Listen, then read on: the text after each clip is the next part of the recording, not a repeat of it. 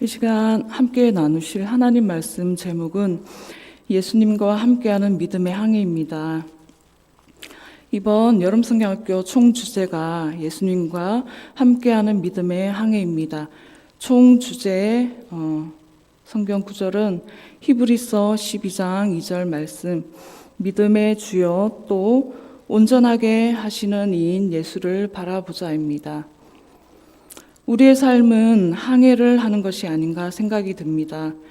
그래서 우리가 때로는 평안한 길을 갈 때도 있고 암초를 만날 때도 있고 폭풍을 만날 때도 있는데 우리는 어떤 상황을 접하고 계신가요? 과연 나에게 진정한 믿음이 있는가 생각해 보면서 우리의 다음 세대에게는 그 믿음을 어떻게 가르칠 것인가 생각해 보았습니다. 먼저 우리 다음 세대가 만나게 되는 환경에 대해서 생각해 보았습니다. 지금 유럽 전역에 기록적인 폭염이 이어지면서 우리나라도 올여름 역대급 폭염이 예고된 상태입니다. 또한 전 세계적으로 엘니뇨가 급상하고 있어서 폭우나 홍수나 가뭄이 심화될 수가 있습니다. 여기서 엘니뇨는 적도 부근 태평양 해수면 온도가 평년보다 높아지는 현상입니다. 엘니뇨는 세계 식량 생산과 국제 공급망에 미치는 영향이 크므로 엘니뇨가 심화될 때 막대한 영향을 미칠 수가 있습니다. 그리고 또 현재 AI 기술이 급격한 발전과 변화를 주고 있습니다. 그렇지만은 좋은 반면에 한계는 있습니다. AI는 인공지능을 말하는 것으로 뛰어난 성능을 보입니다. 우리는 현재 스마트폰이 없이는 살 수 없는 시대에 살고 있습니다. 지금은 스마트폰을 사용하지만 이제 스마트 안경을 낌으로써 외국인과 대화할 때도 그 스마트 안경 렌즈에서 저절로 번역이 되는 그러한 시대를 우리가 마주하고 있습니다. 그렇지만 그러한 인공지능 AI도 한계점이 있는데 뛰어난 성능은 보이지만 논리적 추론은 없습니다. 그리고 때로 사실과 다른 정보를 그럴듯하게 말하는 그런 환각 현상을 나타낼 수도 있고 데이터가 한쪽으로 치우치는 편향성이 있고 그리고 또 무엇보다도 아주 막대한 비용이 듭니다. 그리고 에너지를 고갈시킬 수가 있습니다. 그리고 또 가장 중요한 것은 그 AI는 공감적인 능력이 없습니다. 우리 사람이 가지고 있는 눈이 없습니다. 또 AI가 우리의 일자리를 대체함으로써 일자리 불안은 더더욱 심화되어지고 따라서 미래에 대한 두려움 또한 정치, 경제, 전쟁, 기근 같은 위기감이 있습니다. 그리고 또 우리가 주님과 함께 믿음 생활을 한다고는 하지만은 우리 내면의 우울감이나 고립 또한 영적 침체가 있습니다.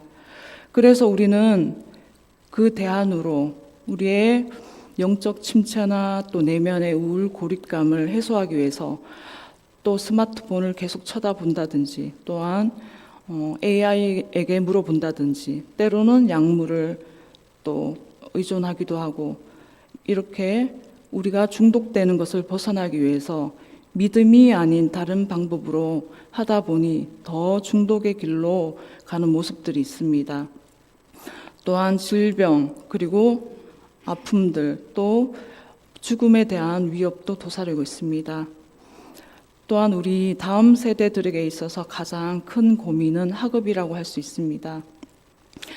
이제 대학 가기 위해서 등급제도 5등급으로 바뀌어서 더 힘든 나머지 아이들이 자퇴를 많이 함으로써 재수생은 많이 쌓이니까 더 대학 가기가 힘들어지고 또 학교에 아이들 숫자가 줄어드니 또 거기서 내신 등급을 따기가 더 힘들어지는 상황입니다.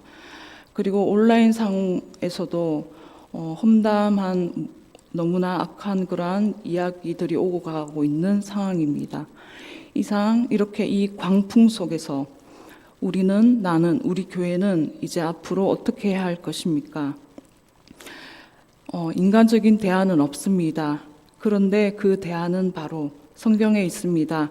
하박국 2장 4절 말씀, 의인은 그의 믿음으로 말미암아 살리라 말씀하고 있습니다. 그 대안은, 답은 바로 오직 믿음입니다. 믿음밖에 대안이 없습니다. 따라서 믿음은 우리 삶의 방향키입니다. 오늘 말씀에서 예수님께서 질문하십니다. 너희 믿음이 어디 있느냐라고 누가복음 8장 25절에 말씀하십니다.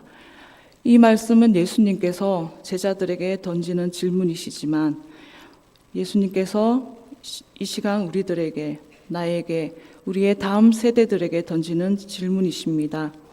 아울러 예수님께서는 답도 함께 주셨습니다.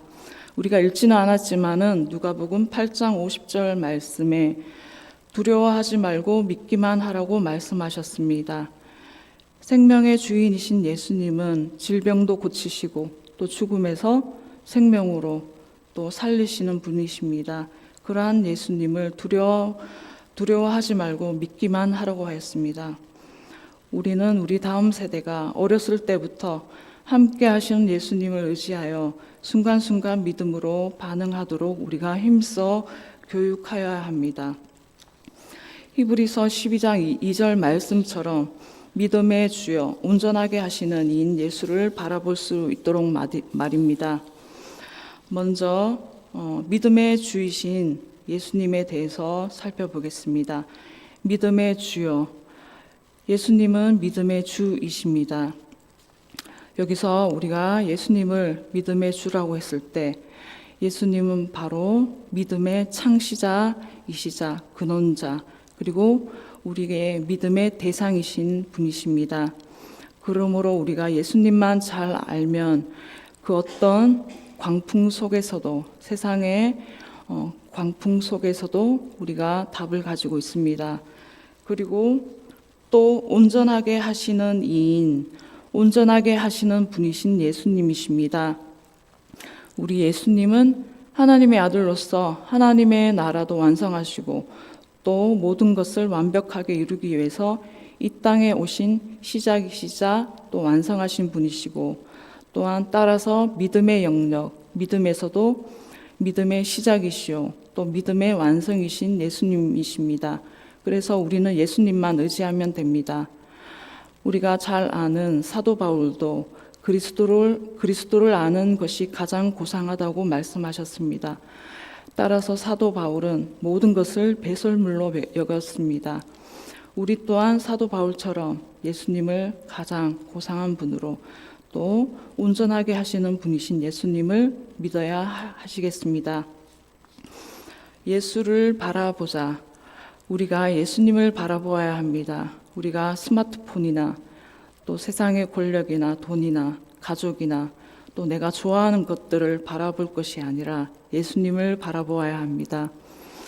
바라보자. 여기서 원어의 뜻은 아포론테스, 즉 이 뜻은 지속적인 시선 고정입니다. 우리의 눈이 지속적으로 예수님을 바라보아야 합니다. 그런데 한번 바라보고 그치는 것이 아니라 바라보는 것을 습관화 내면화해야 합니다. 상황을 보지 말아야 합니다. 주님을 바라보아야 한다는 것입니다. 여러분, 우리가 하는 항해는 예수님과 함께하는 믿음의 항해입니다. 전능하신 예수님과 함께하는 믿음의 항해의 특징은 평안합니다. 왜냐하면 전능하신 예수님과 함께 하시기 때문입니다. 또한 우리 사랑의 주님과 함께하는 변화와 회복이 있습니다. 사랑의 주님은 우리를 변화시키시고 또 회복시키십니다. 그리고 또한 생명의 주님을 의지하는 우리의 항해는 믿음의 항해입니다. 주님은 질병도 고치시고 또 죽은 자도 살리시는 생명의 주님 되십니다. 오늘 함께 읽으신 본문에서 갈릴리 바다는 예수님 사역의 주 무대입니다. 갈릴리 바다 서쪽 가버나움에서 출발하여서 동쪽 이방 땅 거라사로 이동해서 또다시 가버나움 서쪽으로 가는 항로를 따라 예수님과 제자들이 이동합니다. 그런데 분명 이 항에는 예수님이 계십니다. 예수님이 함께 하시고 있는 항해입니다.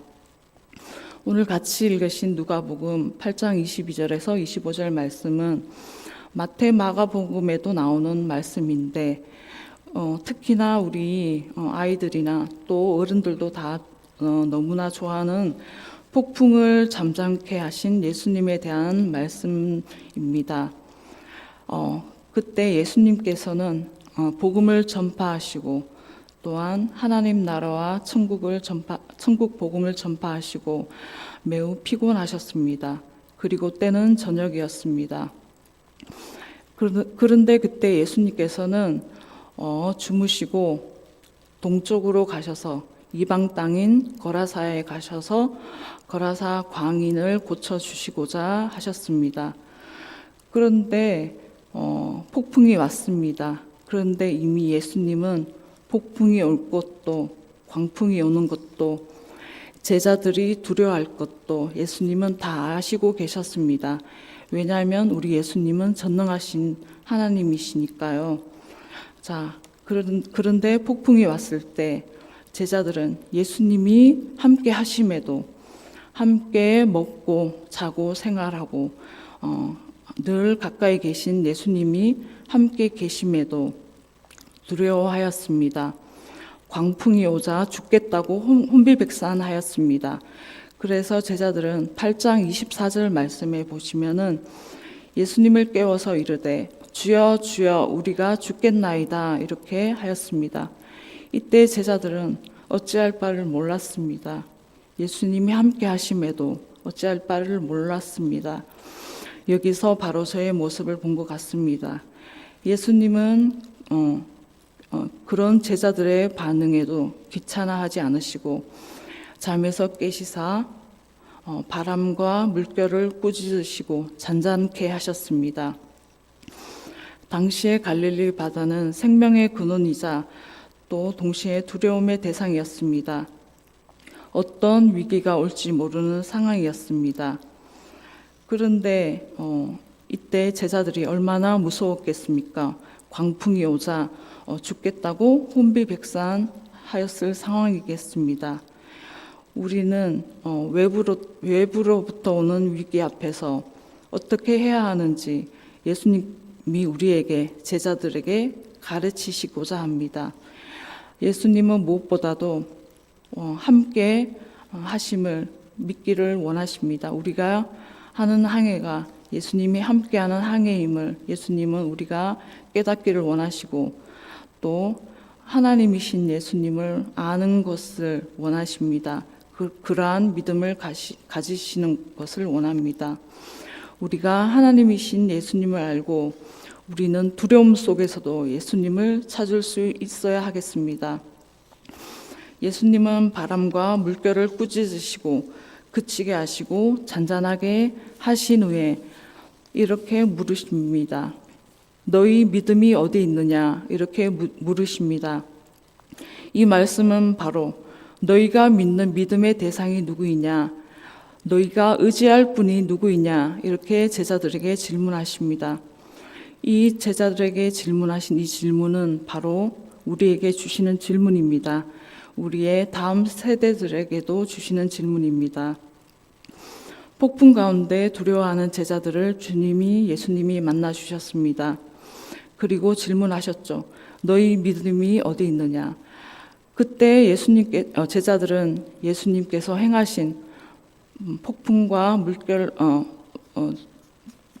폭풍을 잠잠케 하신 그 예수님의 권세와 능력을 보셨습니다.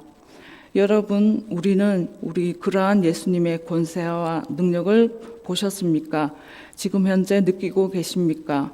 우리는 그러한 예수님의 권세와 능력을 우리 생활에 적용해 보아야 합니다. 아무리 정치가 경제가 혼란하고 또한 전쟁이 있고 AI의 도전이 올지라도 그 외 여러 가지 수많은 혼란과 광풍이 올지라도 믿음의 주이신 예수님이 함께 하시면 우리에게는 두려움이 있을지라도 그 두려움이 없어지고 우리에게 위기는 있을지라도 주님이 함께 하심으로 넉넉히 이겨낼 줄 믿습니다. 우리는 우리 동익교회 다음 세대가 이런 함께 하시는 예수님을 의지하고 순간순간 믿음으로 반응할 수 있도록 우리가 힘써 교육하여야 합니다. 이 시간